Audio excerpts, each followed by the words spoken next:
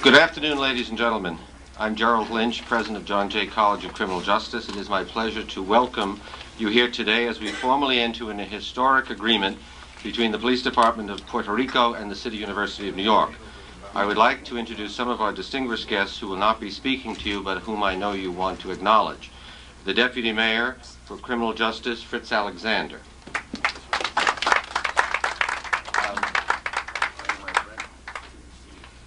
The Commandant of the Police Academy of Puerto Rico, Colonel Juan Sanchez. The head of the Commission to investigate alleged policeman, Judge Milton Mullen. An eminent educated consultant to this project since the very beginning, Miguel Riestra. The Counsel to the Police Department of Puerto Rico, Francisco Valcarel Rosselio Mulero. President of the Citizens Crime Commission, Tom Pedro. The Borough President of the Bronx, Fernando Ferrer. The Special Counsel to the Mullen Commission, Joseph Armeo. Vice Chancellor for Academic Affairs, Richard Freeland of the City University. And last but not least, the Superintendent of Police of Puerto Rico, Pedro Toledo. Es un gran placer para mí hoy anunciar la alianza entre la Policía del Estado Libre Asociado de Puerto Rico y el John Jay College of Criminal Justice. Esta alianza es a la vez un anillo más en la cadena que une la cultura y la herencia de Puerto Rico y Nueva New York. The agreement came about when... Enough of that. Sorry about that. The agreement came about when Governor Rosselio came into office with a mandate to fight crime. His strategy was to increase the number of police officers. He also set out to improve police professionalism and effectiveness through education and training. Governor Rosselio approached John Jay College through Superintendent Pedro Toledo. Under the leadership of Governor Cuomo and Mayor DInkins, Chancellor Reynolds has developed the City University's New York City Police Department Cadet Corps. The Cadet Corps pioneered the marriage of the university and the police department in a comprehensive training and education program. The cadet program combines police training, liberal education, and a supervised professional apprenticeship. It is this very model that Governor Rosselio and Superintendent Toledo have asked John Jay to develop with them for Puerto Rico. Working together, the faculty of the college and the police of Puerto Rico will present a course of study that will lead to an associate degree from John Jay College of the City University of New York. This collaboration will result in a dramatic change in the way police are prepared to serve their communities. It is my great pleasure now to introduce the Chancellor of the City University of New York. When Chancellor Reynolds took office, she asked the university could do promote public safety in New York. The City University New York PD Cadet Corps was one response. Chancellor believes that linking higher education and training can enhance the capability of police by preparing individuals to critically analyze issues, solve problems, and consider the ethical dimensions of social actions and personal behavior. And today, because of leadership, the historic relationship between New York and Puerto Rico has come to fruition. Ladies and gentlemen, please welcome Chancellor Reynolds. Thank you, President Lynch. President Lynch and I are going to take intensive Spanish, and the next time we all get together, we're going to be fluent, I promise you. We herald this historic partnership between John Jay College of Criminal Justice and the Puerto Rican government to train and educate Puerto Rico's police force.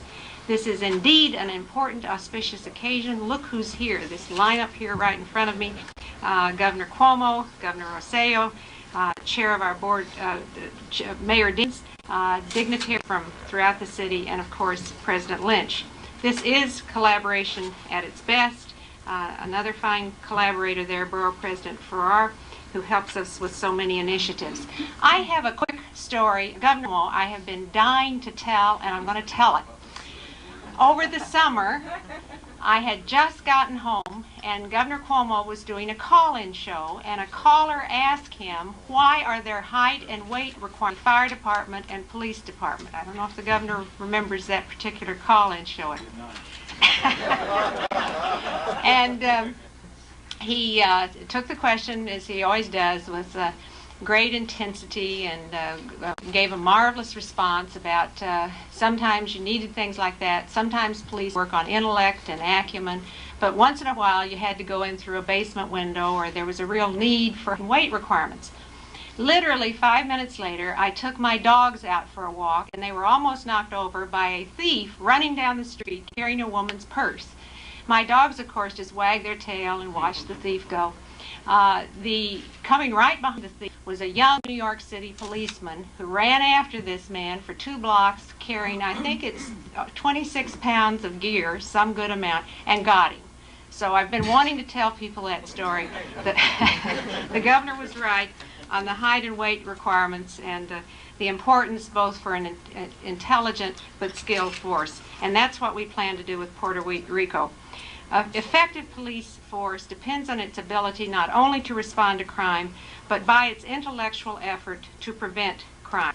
An educated police force is the best one. The collaboration we announced today will allow the Puerto Rican Police Academy to produce police officers who will have both the educational preparation and professional skills to perform many and complex duties of policing today. The City of University of New York has had many partnerships with the University of Puerto Rico over the years, many partnerships with Puerto Rico. A large number of our students are from Puerto Rico. We have cherished them and been delighted at the way they have moved in both into the mainstream of New York City and Puerto Rico. Today, the City University's John Jay College of Criminal Justice proudly links arms with the Puerto Rico Police Department to confront the challenges of our mutual community. Thank you.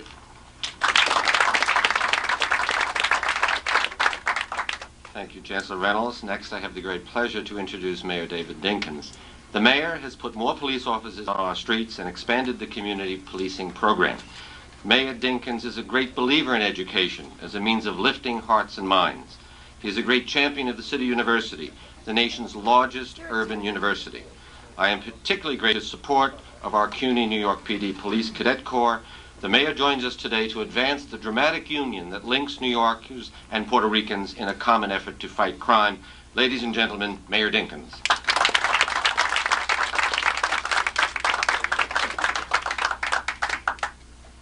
Thanks, good friend, President Jerry Lynch. I'm pleased that you acknowledge all of the dignitaries and all my friends here. You know, it's my habit and custom. I like to do that, and I'm going to try to resist. But you will understand the need, of course, to acknowledge our great governor, my friend, my partner, and the City of New York and the State of New York, our partners. And it is because of the concern and effort of this governor that we've been able to do as well as we have done under very, very difficult circumstances. So it's always a pleasure to be with him. And Governor Pedro Rosselio, it's good to be with you again. I expect to be in your country soon, very soon. Because no matter what the great people of our city say, my bride has already told me that we're going to take some time off, and I know that there's no place she'd rather come than in Puerto Rico, and that's where we're going to go. So I look forward to seeing you. We're here, of course, to formalize an arrangement in which New York and Puerto Rico join hands and join forces in ways that will benefit us all. I was with Freddie Ferrer earlier today, and up at Ostis, and Dr. Reynolds. We talked of what a wonderful, wonderful institution that is, and what a great job Dr. Santiago is doing, and how much he and I think of what has gone on there. And governors, so it sounds like Radar says sirs, you know, Radar MASH. He says, sirs, well, I said, governors, you should see the children. These beautiful little kids who are there, and it's their parents who are the students in this school. But at any rate, I cannot tell you what a wonderful, wonderful feeling it is. And Anne, you must be so proud of that jewel in the crown of the city university system. Governor Rosselio, as mayor of the 8 million people of our city, I know all too well what the crime crisis has meant to the people of Puerto Rico. In the summer of '90, we had our problems here. Indeed, the tabloids screamed, "Dave, do something." And what we did was to respond by completing an analysis of our police department, which had not been done in a quarter century. And Milt Mullen, who was here, was then was a deputy mayor then, having preceded Judge Alexander, and Lee Brown, who was our police commissioner, and Ray Kelly, the current commissioner, was his first deputy. And they completed this study, and it became the basis, the foundation of what we call Safe Street, Safe City. It has worked. Community policing. Tom Rapetta, I'm sure, will agree that it has worked. And the president has suggested that this is sort of a model, that which we have done here in community policing. It's provided for a massive increase in police hiring that by early next year we'll see the NYPD stand at record strength of more than 38,000 officers, 7,000 more than we had just 3 years ago.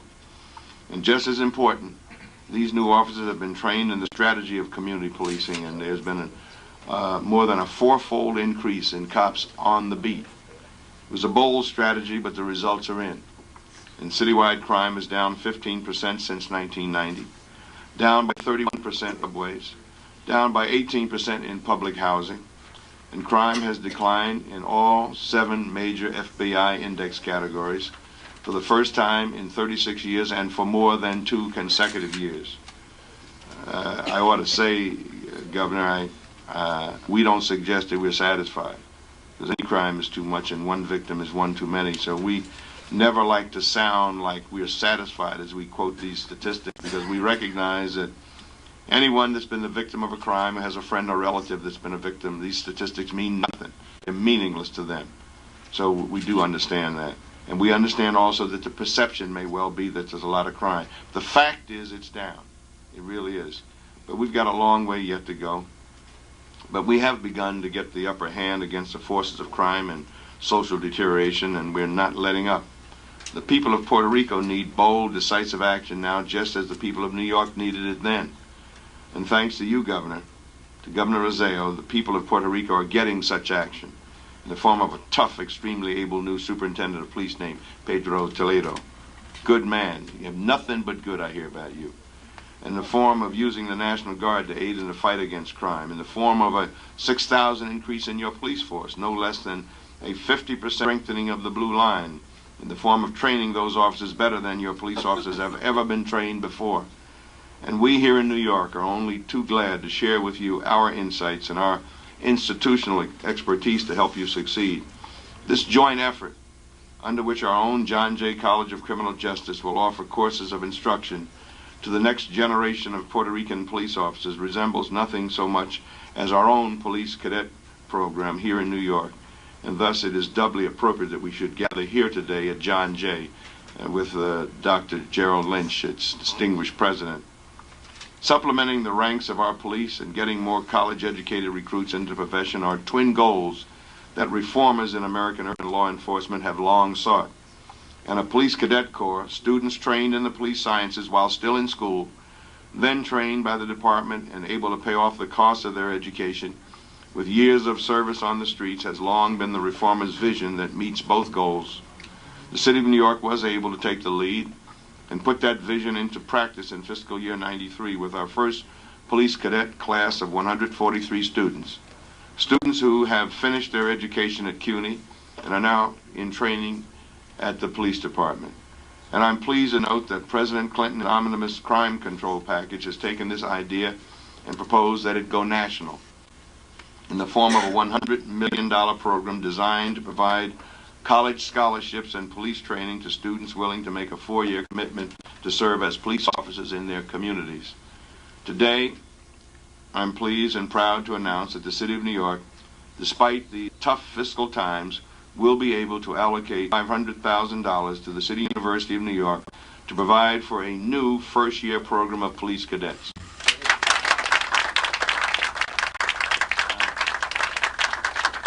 This second wave of cadets will enable us not just to continue the existence of the program, but eventually to make it bigger and better, just as our new Safe Streets, Safe City 2 strategies will enable us to go beyond the goals we have achieved in the first Safe Streets program. You know, Governor, we have a Safe Streets, Safe City 2, where we see first Safe Streets, Safe City 1 was subtitled Cops and Kids, recognizing the need to provide some resources for prevention of crime. Now, Safe Streets, Safe City 2 is subtitled No Surrender. We refuse to surrender our city to the thugs and drillers and crooks out there that would do us all harm. And so we've got a lot of plans, Governor, which you and I will get to chat about.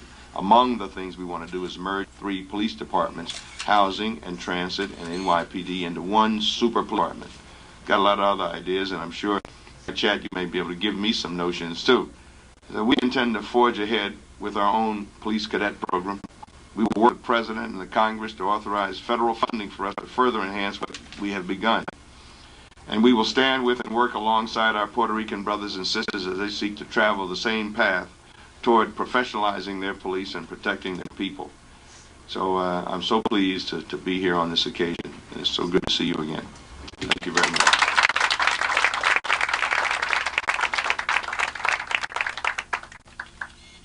May I thank you, Mr. Mayor, on behalf of all the cadets and of all of us at the City University, and I know on behalf of the Chancellor, we're delighted with that news.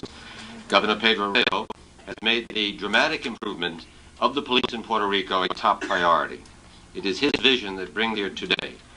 We all admire his unflinching commitment to the safety and security of the people he was elected to serve, and through this initiative is showing in a concrete way how to in fact improve the professional of the police of Puerto Rico and the safety of all its citizens. Please welcome Governor Pedro Rosselio.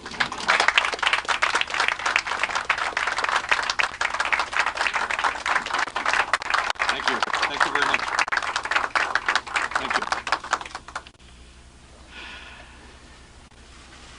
Thank you very much for allowing me to be here in New York, participating in this very auspicious moment for Puerto Rico. Thank Governor Cuomo, who, as a rookie governor, I have been following him in his leadership that he provides to all governors throughout the nation. And it has been my pleasure to look upon him as a counselor, as a man of vision, and as a man with extreme leadership. And we very much that counsel that he has given us. And are very thankful that you receive us here in this great state of New York. Mayor DInkins, very grateful to you. We have discussed previously some of the common problems that we have in our basic communities. I must tell you, Mayor, that you're welcome to come to Puerto Rico. I gather that would be after November 2nd. And that we will receive you this time as a territory, as a commonwealth, but hopefully next time as a 51st state. And my good friend, compatriota, Fernando Ferrer, thank you also for being here. I don't have to tell Freddie what is happening in Puerto Rico. He knows, and he gets probably the information faster than I do. He's got a very effective and efficient network, and I've gotten to learn that throughout the years. Thank you very much. President Lynch, Chancellor Reynolds, other academic authorities here present, members of the different law enforcement corps, groups, institutions here. Thank you very much for allowing us to enter into this agreement with you. Sponsored obviously through a university institution, which brings great prestige to what's being done, but also establishing some very close working relationships both with the city and the states, which we hope in the future will be enlarged and strengthened. For us, it's a very important day. For me particularly, it is so. I was elected not too long ago. It seems like ages, but not too long ago.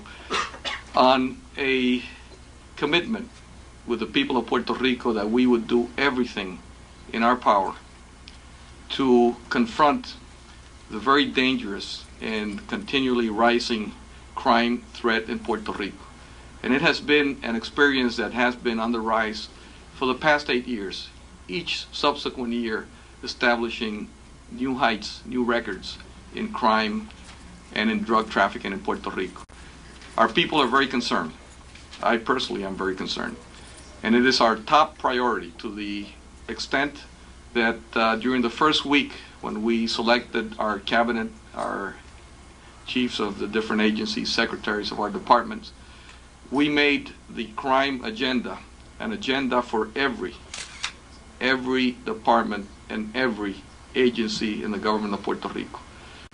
All agencies are involved in this effort, and each agency has its own group that basically has been required to answer just one question: what am I doing today to stop crime in Puerto Rico? And everybody has to answer that question. In that quest, we have initiated some steps that go essentially to reestablish peace, security in the Puerto Rican neighborhoods. And we have started some initiatives that some call controversial. But I think when you look at it in the perspective of what's happening, I'm a surgeon. I know nobody likes to be operated on, but I can tell you that if you have appendicitis, even though you don't like to be operated on, that is the course that you have to take. And I'm convinced that we have to take a very aggressive, a very forward confrontation of crime and drug trafficking in Puerto Rico, and that's precisely what we're doing. I've been supported by not only my fellow workers in the government of Puerto Rico, but also by the people of Puerto Rico. We have started an initiative in public housing projects, which were the center of drug trafficking in Puerto Rico, and which had,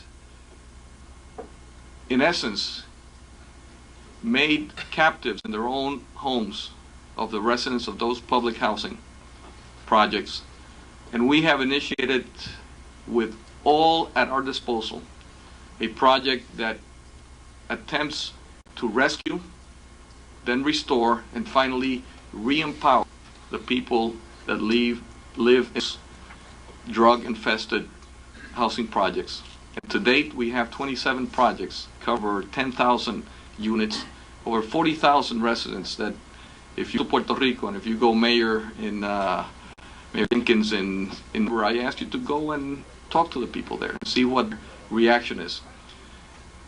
Part of that has to be a commitment that the criminals, the drug traffickers know as a message that we are serious in our attempt to control crime in Puerto Rico.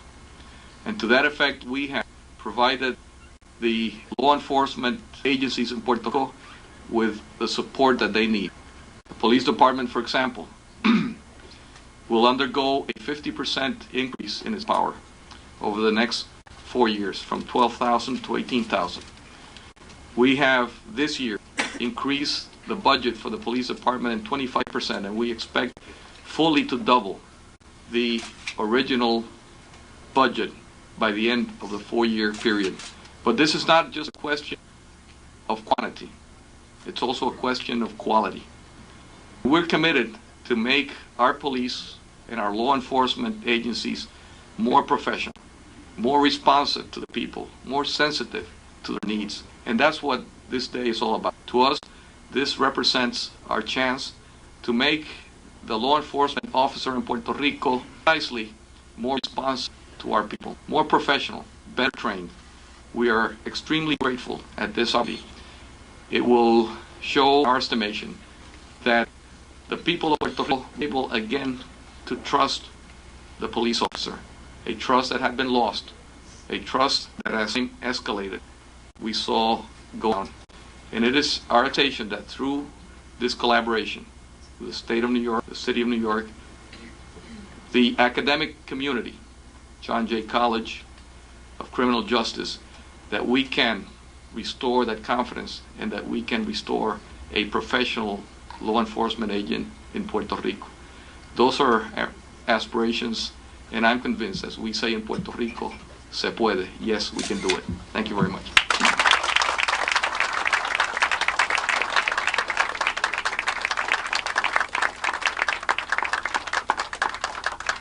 Thank you, Governor. Governor Cuomo is known for celebrating our mutual immigrant heritage and our families and their traditions. When we talk about crime, we must remember that its victims are our mothers, our fathers, our aunts, our uncles, our brothers and sisters. So many of the citizens of New York State have families in Puerto Rico that it is especially meaningful that we will be helping to provide the safety they deserve. We stand here today, ladies and gentlemen, able to offer that assistance because of the support of the mayor and the governor that has provided us with the buildings, the libraries, the faculty, and the opportunities to work in partnership. So please welcome the Governor of the State of New York, Mario Cuomo.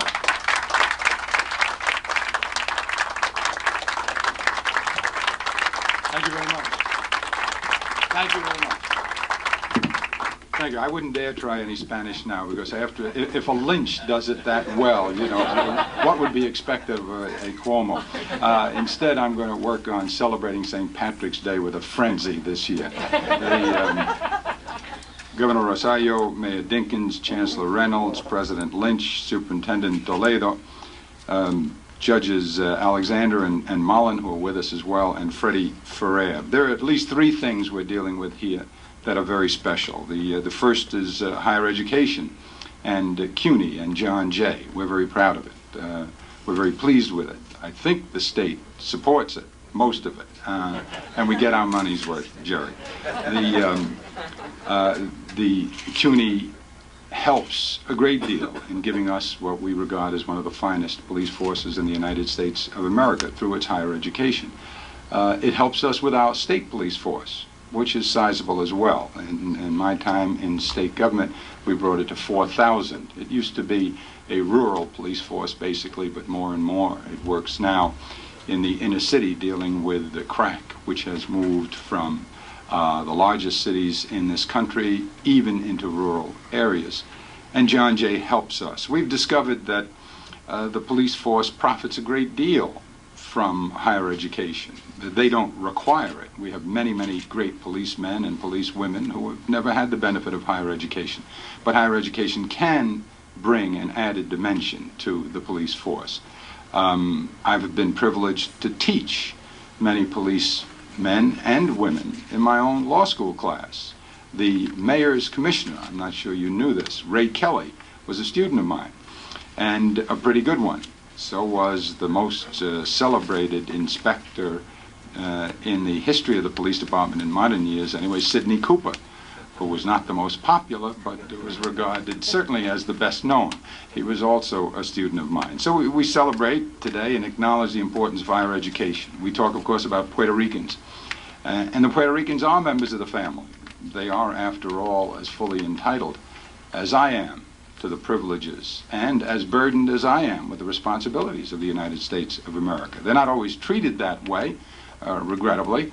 One thinks that actually, while the Puerto Ricans have, since the beginning of the modern period, been fully American, they were treated more like immigrants, more like my mother and father, who came from an entirely different world and an entirely different nation. Puerto Ricans have been immensely important to us. We have a deep affection for them, even those of us who are not related by blood. I am related almost by blood. Now, only in New York could you find exactly the right word to describe this relationship. The word is mishpoka.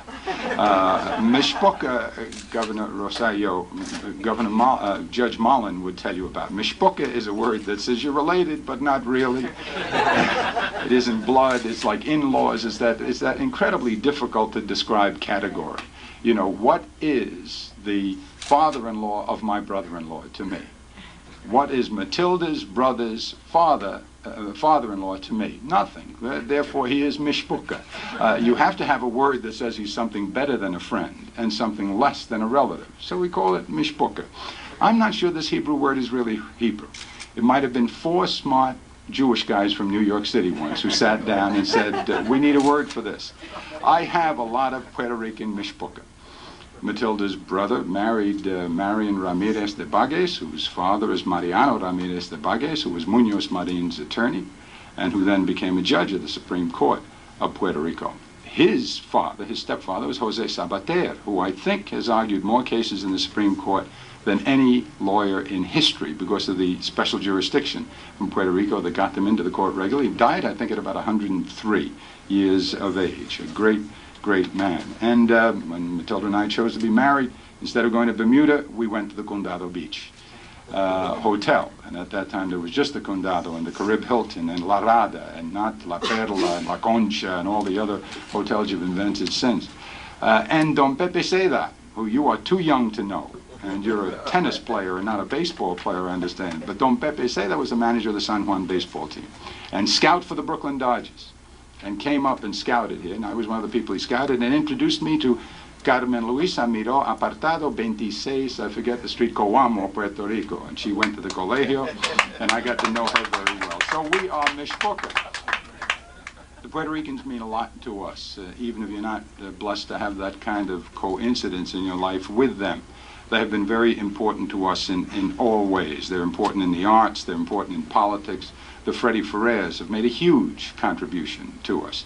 Always fully loyal to their Puerto Rican heritage, proud of it, unabashed about it, forceful about it, aggressive about it, and just as enthusiastically New Yorkers and Americans and great, great leaders. Only now in the ascendancy. Really, in the people like Freddie, there's no limit to what they can do in this country. And so they're important in politics, in the arts, in trade, and on the police department itself. Puerto Ricans, the mayor would tell you, have made New York's beautiful mosaic even more beautiful. For decades, our two governments have enjoyed a strong, productive partnership, so I'm proud to be here today to support this initiative to train police officers, and I'm pleased that New York State is helping to strengthen that critical partnership, a partnership, incidentally, which I'm looking forward to helping to beef up. Later this year, I'm going to wait until the mayor is completed with his vacation in San Juan and wherever else he's going, and then Matilda and I, if there's anything left of the place, Matilda and I will be there sometime, I think, in December, and if we can work it out, perhaps we can find the opportunity to talk about ways we can deepen this relationship. My years in public service have given me great respect and admiration for the third thing that we deal with, and that is the police. I must tell you, I've lived all of my life in this magnificent city and state. About 1.5 miles from where I was born is where I live now. And there's never been a time like this. Perhaps there's never been a time like this in the United States of America. It has never been as difficult for police as it is now.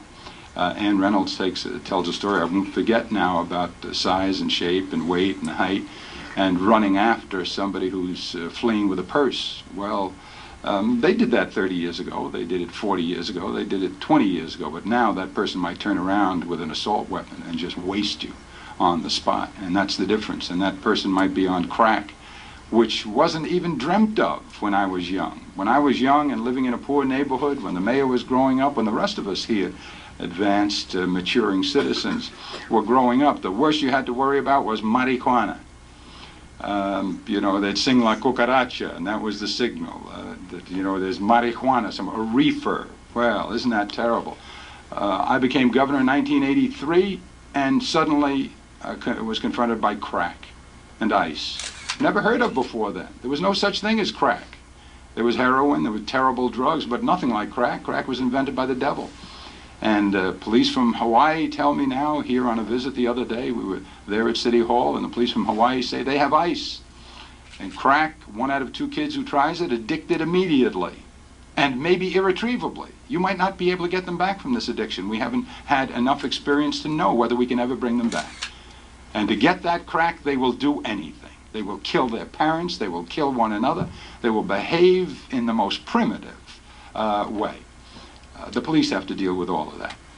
And if you stop the crack, if you were able to find ways to prevent the cocaine and stop the crack, and you blew away Panama, and there were no more crack in Colombia, no more cocaine, then you'd have ice to deal with, which is a synthetic, which they could do without cocaine. So this, then, the police have to deal with. The police have to deal with all these problems that are social and that are drug-ridden, the most incredibly, inexplicably violent period of our time. I dare say spending a little time getting a liberal arts degree, spending a little time studying anything, spending a little time getting a little deeper philosophy is probably going to be very helpful to police people who have to face this kind of unbelievable disorientation. So my respect for the police, which has always been great, and I always had a disproportionate number of police people in my law school class. I used to think it was because I was a terrific teacher. I wasn't. They found out that I never flunked a cop, you know. And I always loved them. They meant a lot to me when they were on the beat in South Jamaica. They mean a lot more now. I don't know why anybody becomes a policeman in a great city in this country or in Puerto Rico or anywhere else where you have these problems to deal with. Yet, as leaders, Governor Rosselio and I and Mayor DInkins and all the rest of us, we have to be certain that we have given our police the best preparation, the best training, the best equipment. We began to realize that in this state a while ago. In 1959, as a matter of fact, we became the first state in the nation to mandate basic police training for new recruits. Since then, we've come a long way through our statewide accreditation and police training programs. We now teach thousands of officers every year how to do their job better and more safely. We demand a very high level of professionalism from our law enforcement officers, so it's only fitting that we provide them with the tools and the training to meet that standard of excellence. And that's what John Jay does for us. That's what John Jay will do for the people of Puerto Rico. The college plays a vital role in helping train New York's police officers at the city level, of course, at the state level and beyond. So I congratulate you again, Governor, and the people of Puerto Rico for their commitment to use John Jay. John Jay and the Police Academy will develop the Police Academy of Puerto Rico will develop a new curriculum for the Police Academy in Puerto Rico, one that will integrate a liberal arts education, college courses in police science, and police training. The program's goal is to produce officers who will have the training necessary to do the most complex police work. Graduates of the program will receive an associate's degree in police science.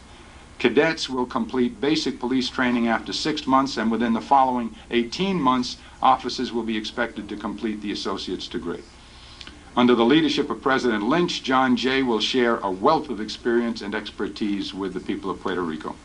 Together, John Jay and Puerto Rico will ensure that the Isla del Encanto will have the best police services possible.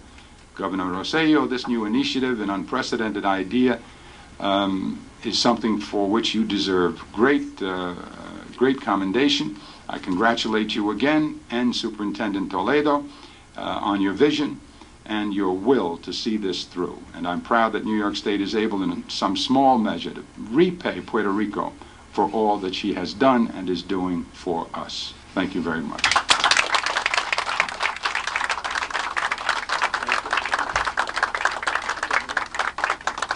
We would now like to formalize this with a signing, after which there'll be questions from the press. First, the two governors, if they would be good enough.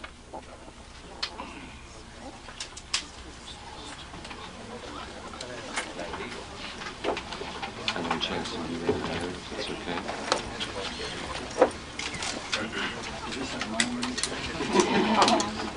It's general.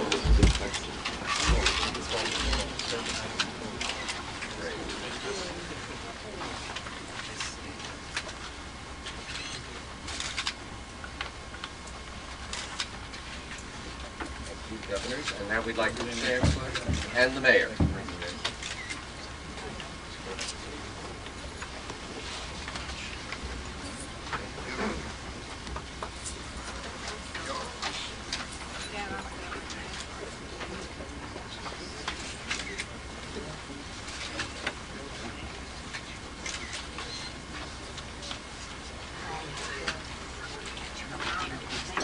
Thank you, and then Superintendent Pedro Toledo and myself, and then there'll be questions.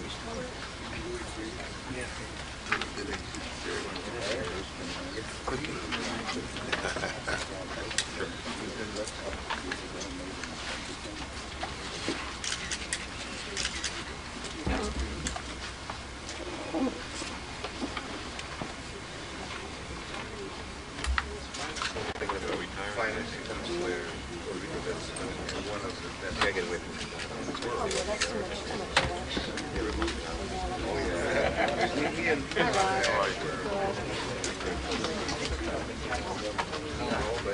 promised to carry them. You're invited when you go down there. Next week? No. Ready. Fernando.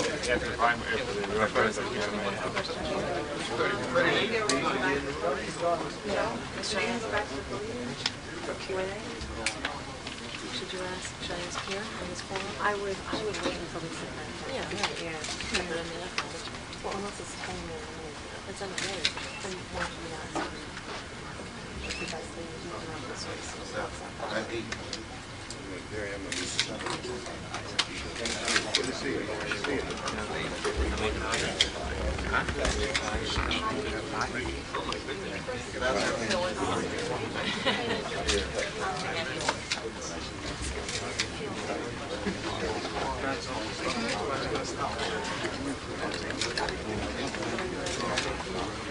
Are there any questions?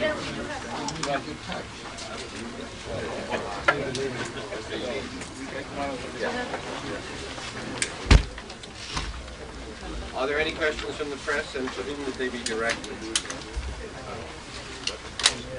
Governor Rosselio. Thank you.